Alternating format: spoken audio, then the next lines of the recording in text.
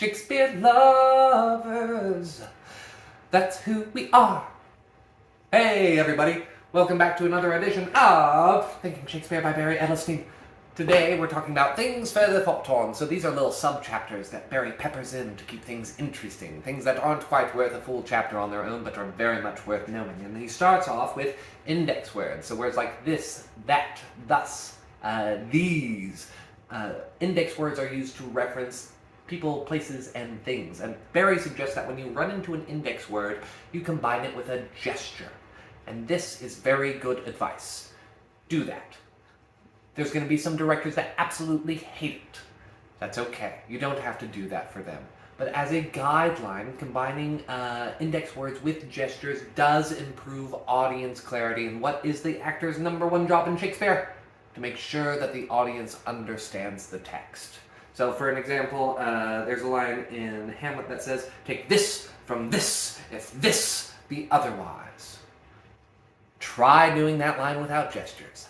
I dare you. Okay, so the next item that Barry wants to talk about is the O sound. So there's some onomatopoetic tendencies of Shakespeare to insert the letter O, which is a full word in this case, or the word ah, spelled A-H, into his text. And there's two schools of thought on this. One school of thought is that those are placeholders for other sounds, like perhaps a or a or ha, right? These are onomatopoetic sounds.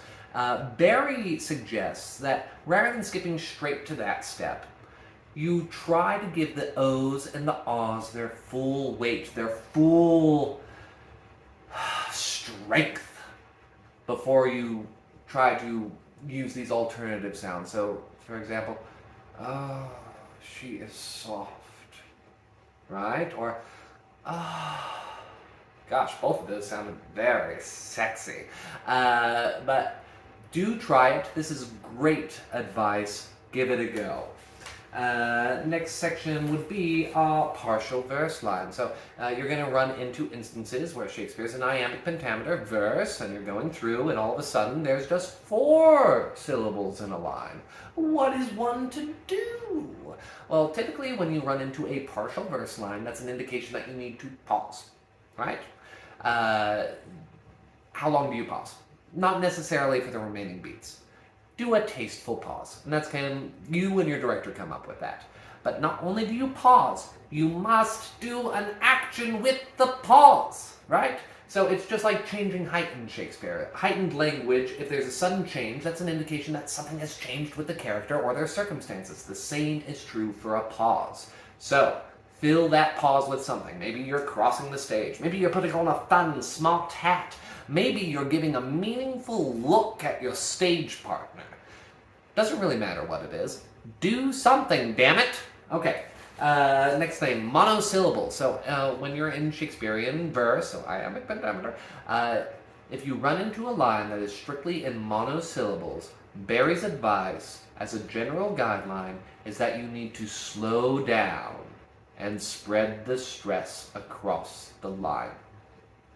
This is generally good advice. It is a guideline. Rules are always meant to be broken. So the example that he provides is, "In sooth, I know not why I am so sad." Right? An alternative fast version of that would be, "In sooth, I know not why I am so sad." And Barry's argument is that these small words are important. It is generally true that small words in Shakespeare carry big punches, right? A lot of credit is given to these multisyllabic words, but the small words are the ones that strike your character straight in the soul. Oh, right? Small, powerful words. Keep your eyes open for them.